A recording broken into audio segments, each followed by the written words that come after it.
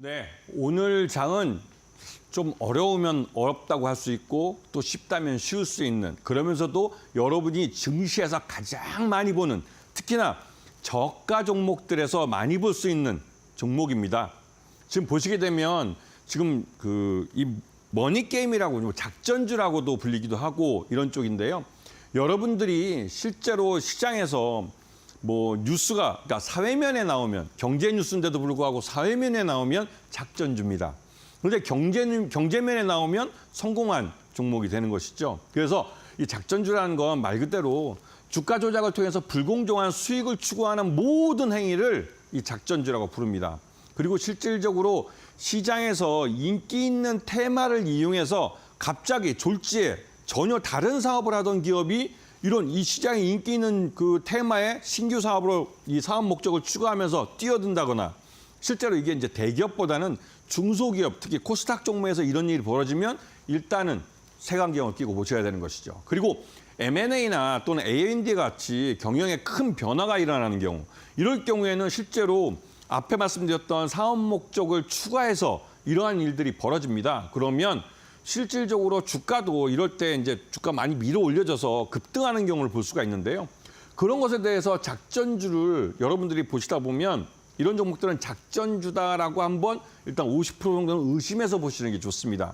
주가가 오르면 다 좋다고 생각하시는 투자자분들이 있어요. 하지만 주가가 오르는데도 합리적인 이유가 있어야 됩니다. 그저 막연한 기대감으로 주가를 밀어 올리는 것은 결국은 실적이라는 게 뒷받침되지 않기 때문에 처음 움직인 그 자리로 언젠간 다시 돌아옵니다. 그런 종목이 바로 작전주입니다.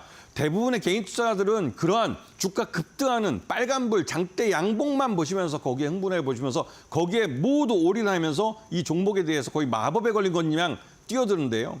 결국은 그 상투에 물려버려서 결국 하루하루 그 상투 가격에서 멀어지고 있는 자신의 주식의 그 원가를 계속 이제 현재가죠.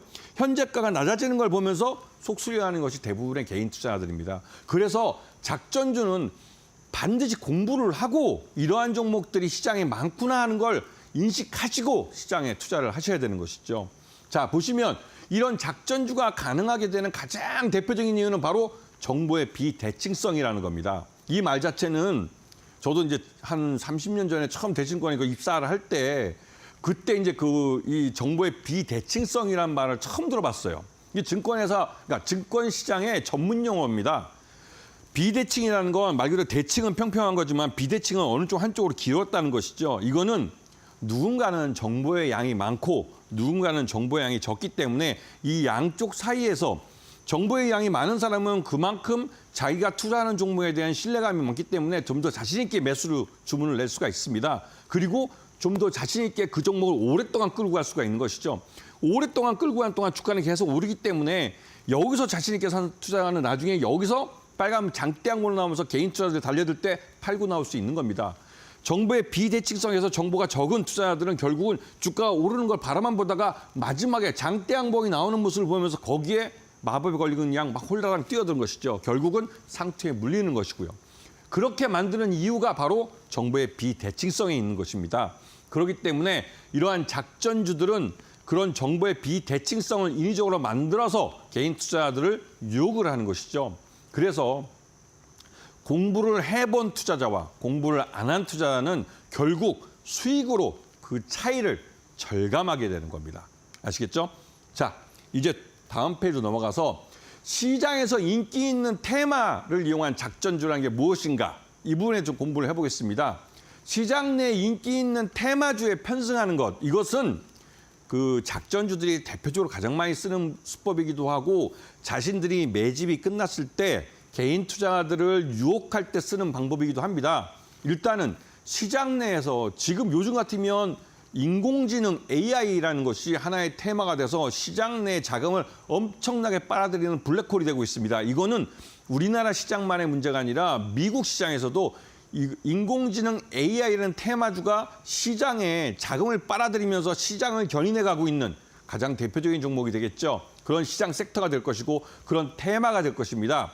여기에 많은 개인 투자자들은 그게 인공지능의 무엇인지도 모르면서 인공지능 AI라는 딱지가 딱 붙어 있으면 묻지도 따지도 않고 사버립니다. 결국은 상투에 물리는 거죠. 그렇기 때문에 시장 내 인기 있는 테마라 할지라도 그 테마 속에 있는 그 종목, 내가 선택한 그 종목이 진짜로 그 테마 속에서 돈을 버는지, 테마 기술을 이용해서 돈을 버는 것인지, 아니면 테마의 시장에서 돈을 벌 수 있는 구조를 갖고 있는 기업인지, 이러한 부분들을 공부를 해서 이 종목에 대해서 알아야 합니다. 이거는 개인 투자 스스로가 정보의 비대칭성을 해소하기 위해서 스스로 노력하는 방법이기도 하죠. 대표적으로 최근 들어서 이러한 종목들은 이제 신규 사업이나 아니면 M&A, 해외 사업과의 제휴 같은 형태를 통해서 이러한 종목들이 이 투자자들을 유혹을 합니다. 요즘 들어서 우크라이나 재건 사업, 언제 끝날지도 모르는 러우 전쟁이 내일 모레 끝날 것처럼, 특히나 요즘 트럼프가 내일 모레 1월 달에 이제 그 취임식을 하면 곧바로 우크라이나 전쟁이, 러우 전쟁이 끝날 것 같은 그런 생각이 들고 있습니다. 하지만 지금 최근 들어 뉴스는 러시아와 우크라이나가 더 치고받고 싸우죠. 물론 1953년인가요? 우리 한국 정전 마지막에 휴전협정을 하기 전에 고지전이라는 영화 속에 보시게 되면 그때도 한 치의 땅을 더 차지하기 위해서 치열하게 싸우는 걸 볼 수가 있습니다.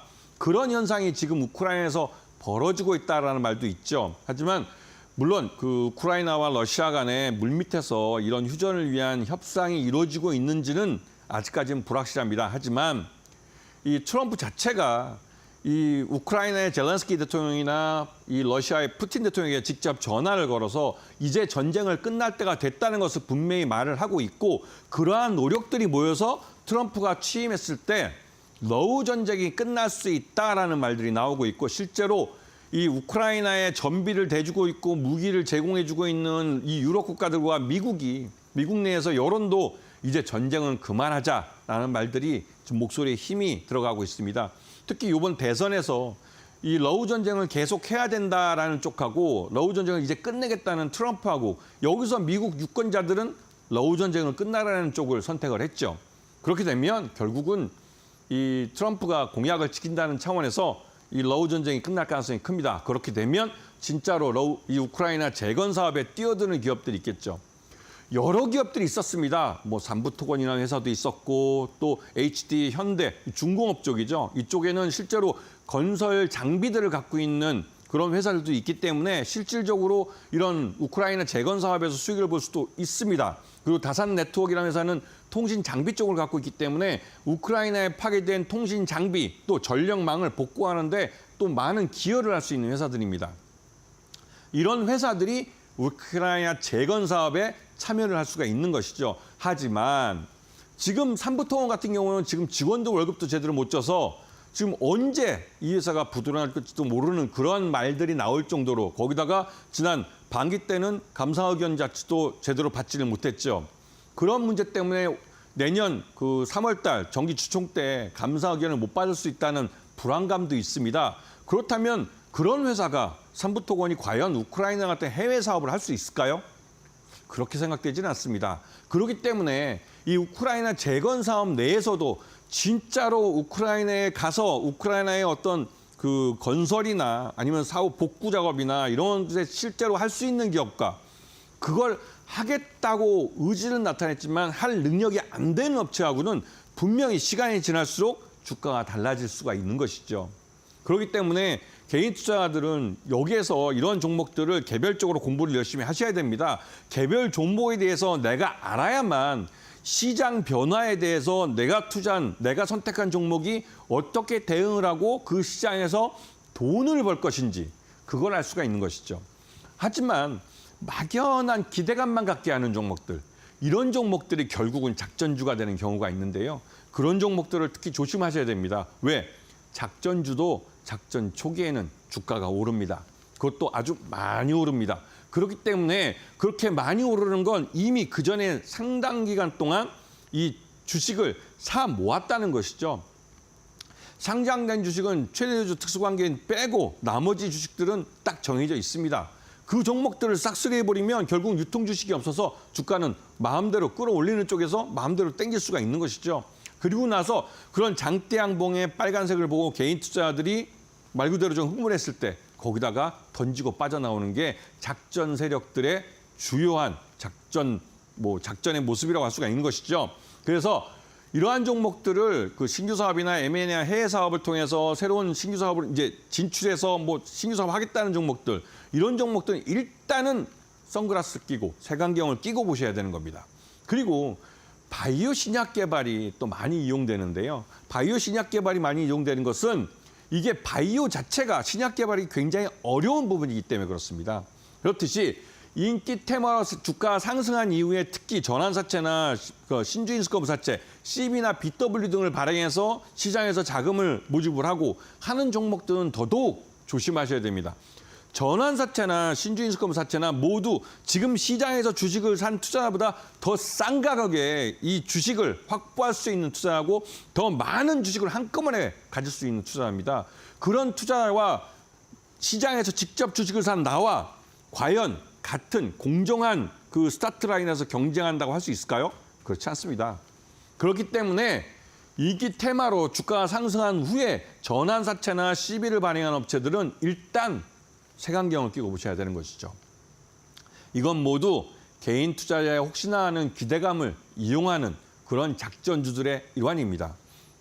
또 한편으로 M&A를 이용한 작전주가 있습니다. 이거는 말 그대로 M&A는 경영권이 바뀌는 가장 큰 회사로서는 가장 큰 경영의 변동이 오는 그런 시기입니다. 그럴 때 이 국내의 비상장사를 인수한다고 해서 신규 사업을 진출하겠다. 이러한 것으로 포장을 하는 그런 회사들이 있습니다.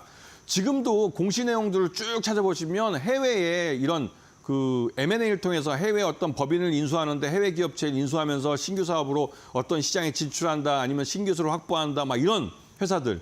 이게 대부분 뭐 바이오 신약 개발이나 아니면 해외 자원갑을 해서 해외 금광을 개발한다, 해외 리튬을 광산을 산다 뭐 이런 것들인데 실제로 제대로 되는 업체들은 별로 없는 것 같아요.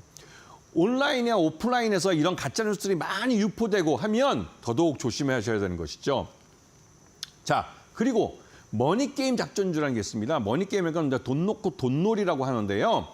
온라인이나 오프라인에 가짜 뉴스들이 많이 유포되는 게 있습니다. 그런데 가짜 뉴스라는 게 이게 어떤 게 진짜고 어떤 게 가짜인지 모르지 않습니까? 이거는 객관적으로 이 신문이나 이런 것들을 많이 보겠지만 비교해서 볼 줄 아셔야 돼요.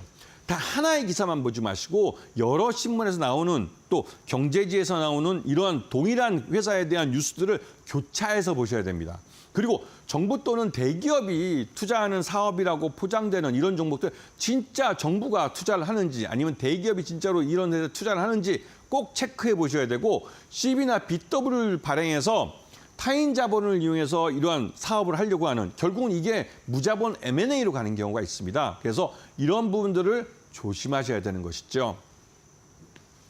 자, 그리고 바이오 신약 개발 작전주들은 대부분 다 이 바이오로 신약을 만든다는 게 일반인들이 알기 어려운 굉장히 어려운 기술적인 용어도 나오고 전문 용어도 많이 나오는 그런 분야입니다. 그러다 보니 이 신약 개발에 대해서 지금 뭐 신약 개발 R&D를 진행하고 하는 데 대해서 뉴스는 많은데 일반적으로 공시 내용도 그렇고 개인 투자자들이 봐도 모르는 내용들이 많아요. 이게 좀 시장 그 거래소에서도 이러한 공시 내용이 너무 어렵다고 바이오 쪽은 이 공시 내용에 대해서 일반 개인 투자자들이 잘 이해할 수 있도록 쉬운 용어로 쉽게 쓰라고 권고를 하고 있지만 바이오 업체들은 대부분 다 자기들이 쓰던 편한 언어, 자기들이 쓰던 원래 전문 용어를 갖고 그냥 공시를 해버립니다. 그러다 보니 돈을 내고 투자하는 투자자 입장에서는 솔직히 말해서 기분 나쁘죠. 내가 투자자인 내가 알아듣지도 못하는 내용을 공시라고 해서 이게 임상이 성공한 건지 실패한 건지도 모르게 그렇게 포장을 하고 있으니 말입니다. 이런 종목들은 대부분 다 뭐 말 그대로 이제 그 아직까지는 상장돼서 거래되고 있지만 작전이라고 생각하시면 됩니다. 왜? 실질적으로 진짜 제조업에서 이런 개인 투자가들이나 이런 투자가들을 모으기 위해서는 최대한 자신들의 사업 구조를 그 간단하게 만들어서 일반 투자자들이 이해하기 쉽게 설명하려고 합니다. 그래야만 투자자들이 투자를 해주고 나중에는 유상증자를 할 때 투자자로 이제 들어와 줄 수 있기 때문에 그렇죠. 바이오주들은 또 그런 면에서는 굉장히 인색하고 좀 친절하지 않은 회사들입니다. 그러다 보니 이러한 특징을 이용해서 왜 이런 그 바이오 회사들을 경영하는 최고 경영자나 아니면 여기에 들어가는 이제 뭐 주요 경영진들이 대부분 다 박사님들 이런 분들이 많습니다. 그들이 자신들이 이제 대학에서 하던 게 이제 계속 이런 바이오 쪽 공부만 하던 분들이라 실제로 이 시장을 잘 모르면서도 어찌어찌 하다 보니까 상장까지 해버리신 거죠. 그래서 그게 하루아침에 그 태도가 변하지 않습니다. 저도 바이오 쪽에 있는 이런 박사님들하고 얘기하다 보면 막 적어왔다가 나중에 그거를 이제 네이버 같은 데 물어봐서 이 용어들을 이해하고 해서 그런 종목들을 이해합니다. 그래도 모르겠어요. 그래서 바이오 쪽은 투자하기 진짜 어렵습니다. 그런데 바이오 신약 개발할 때 조심해야 될 것은 여기서 해외 학회나 또 전시회 같은 데 참가를 해서 논문을 발표한다는 공시를 많이 보셨을 거예요. 그리고 이런 논문 발표가 어떤 그 회사의 실적이나 이런 거에 의미 있는 것처럼 막 포장이 돼 있지만 이 부분은 철저하게 비용을 들여서 그냥 해외에 나가서 이런 참가를 한 것일 뿐입니다. 돈 버는 것과 전혀 관여가 없는 것이죠. 물론 나중에 이런 논문이 어떤 기술 특허를 내거나 해서 이게 라이센스 아웃할 때 도움이 된다면 그거 좋겠지만 대부분 거기까지 가기에는 너무 먼 시간이 걸리는 거고요. 이렇기 때문에 이런 학회나 전시에 참여한다고 해서 포장되어 있는 것들은 좀 조심하셔야 됩니다. 아시겠죠? 그래서 이 바이오 연구의 진실성과 가치 확인이 어렵기 때문에 그렇기 때문에 라이센스 아웃을 한 업체들을 찾는 겁니다. 아시겠죠? 자, 해외 자원개발 작전주는 해외 자원개발에서 우리 여러분이 공시 내용을 보면 해외 금강을 산다, 해외 무슨 리튬 광산 한다 해서 해외로 막대한 돈이 빠져나가는 종목들을 볼 수 있습니다. 그런데 그렇게 산 그 광산이 나중에 보니까 부존량이 많지도 않고 생산량도 얼마 되지 않아 경제성이 없는 광산으로 평가받는 게 있죠. 그렇기 때문에 이러한 해외 광산을 인수한다, 무슨 뭘 산다 해서 포장되어 있는 종목들은 그게 부존량이 얼마고 경제성 가치가 있는지를 좀 확인해 보셔야 돼요.